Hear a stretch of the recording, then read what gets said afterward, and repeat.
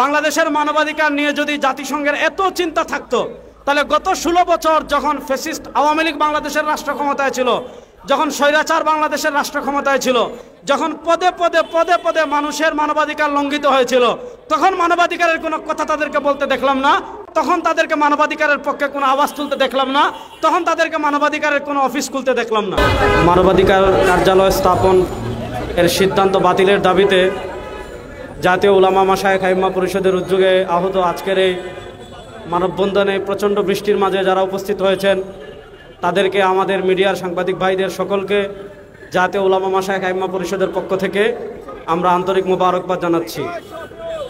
আমি প্রথম যে কথা বলতে চাচ্ছি সে কথা হলো, আমাদের কাছে পৃথিবীর শ্রেষ্ঠ গ্রন্থ আল কোরআন রয়েছে, আমাদের কাছে পৃথিবীর শ্রেষ্ঠ আদর্শ নবী করিম সাল্লাল্লাহু আলাইহি ওয়াসাল্লামের আদর্শ রয়েছে।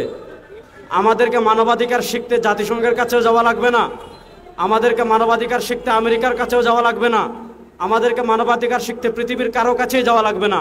আমাদের কাছে আল্লাহর কোরআন রয়েছে, নবী করিম সাল্লাল্লাহু আলাইহি ওয়াসাল্লামের আদর্শ রয়েছে, আমরা সেখান থেকেই মানবাধিকার শিখতে পারবো, পৃথিবীর কারো কাছে আমাদের যাওয়ার কোনো প্রয়োজন নাই। 2 নম্বর, আমি যে কথা বলবো, জাতিসংঘে প্রায় 16 থেকে 18টা রাষ্ট্রে তারা জাতিসংঘের মানবাধিকার কার্যালয় খুলেছে। প্রশ্ন হলো, জাতিসংঘ আসলে মানবাধিকার বলতে কি বোঝায়? জাতিসংঘ যেখানে মানবাধিকারের কার্যালয় খুলে সেখানে তারা সমকামিতাকে মানুষের মানবাধিকার মনে করে, সেখানে তারা এলজিবিটি বিকৃত যৌনাচারকে তারা মানবাধিকার মনে করে। নবী করিম সাল্লাল্লাহু আলাইহি ওয়াসাল্লামকে নিয়ে কটূক্তি করা, আল্লাহকে নিয়ে কটূক্তি করা, কোরআনকে নিয়ে কটূক্তি করা, ইসলামকে নিয়ে কটূক্তি করা, এগুলোকে তারা মানবাধিকার মনে করে। খ্রিস্টান রাজ্য প্রতিষ্ঠা করা, এগুলোকে তারা কি করে? মানবাধিকার মনে করে।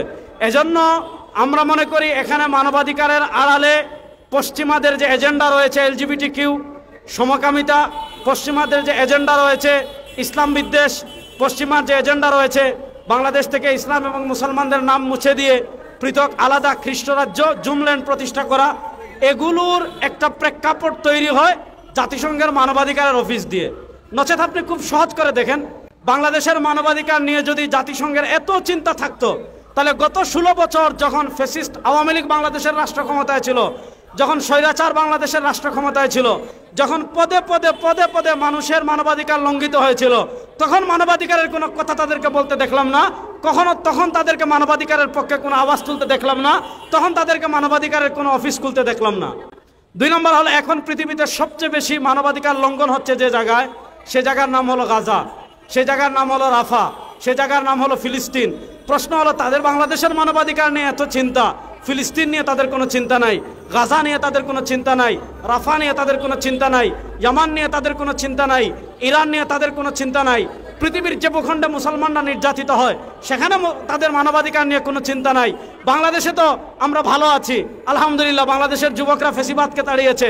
এখন তারা মানবাধিকারের অফিস কেন করতে চাচ্ছে? মূলত মানবাধিকারের আড়ালে ওই পশ্চিমাদের যে সমকামিতা এজেন্ডা রয়েছে এবং এলজিবিটি যেটা রয়েছে সেটা তারা আমাদের দেশে প্রতিষ্ঠা করতে চাচ্ছে। হিসাব অত্যন্ত সহজ, বাংলাদেশের মুসলমানদের 1 ফোঁটা রক্ত যদি শরীরে থাকে, আমরা জীবিত থাকবো, বাংলাদেশে আপনারা সমকামিতা প্রতিষ্ঠা করবেন, এটা কখনো সম্ভব হবে না ইনশাআল্লাহ। আমরা তো ভালো আছি, এটার জন্য যদি যুদ্ধ করতে প্রয়োজন হয় আমরা যুদ্ধ করার জন্য প্রস্তুত আছি ইনশাআল্লাহ। তারপরে আমরা বাংলাদেশের সমকামিতা প্রতিষ্ঠা হতে দেব না ইনশাআল্লাহ। সর্বশেষ আমি যেই কথা বলতে চাচ্ছি, আমরা আমাদের মানচিত্রকে অনেক ভালোবাসি, আমরা আমাদের দেশকে অনেক ভালোবাসি। অন্তর্বর্তীকালীন সরকারকে বাংলাদেশের রাষ্ট্র ক্ষমতায় দেওয়া হয়েছে সংস্কার করার জন্য।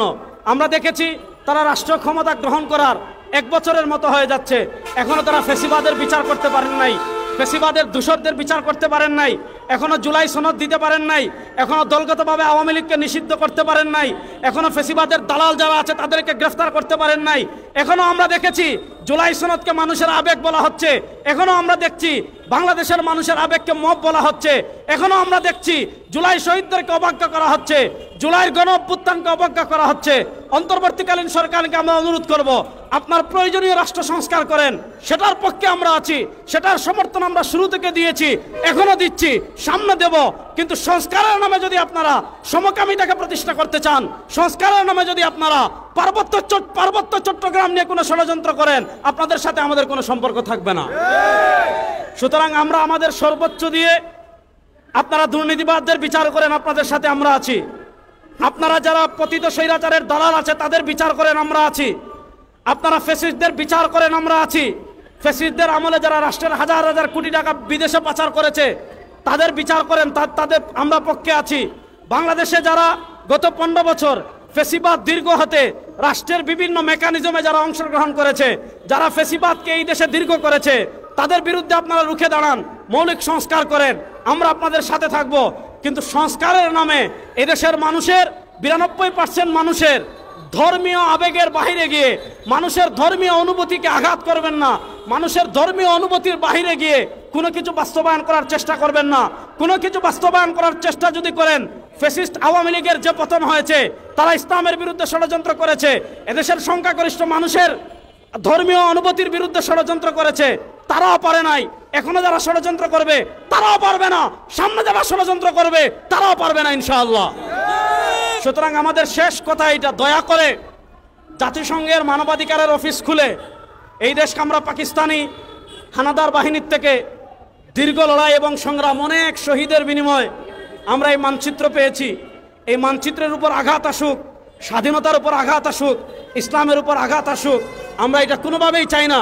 সুতরাং আইন উপদেষ্টা আসিফ নজরুল সাহেব যে বক্তব্য দিয়েছেন, যে সিদ্ধান্ত হয়েছে জাতিসংঘের অফিস খোলা হবে, আপনারা এই সিদ্ধান্ত দ্রুত প্রত্যাহার করবেন। যদি এই সিদ্ধান্ত দ্রুত প্রত্যাহার না করেন, ইসলামী আন্দোলন বাংলাদেশ, জাতীয় উলামা মাশায়েখ আইম্মা পরিষদ, আমাদের মূল সংগঠন এবং আমরা এইটা বন্ধ করার জন্য যা কিছু করার প্রয়োজন সব কিছু করার জন্য আমরা প্রস্তুত আছি ইনশাআল্লাহ।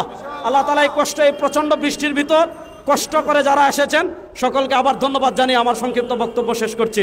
আসসালামু আলাইকুম ওয়া রাহমাতুল্লাহ।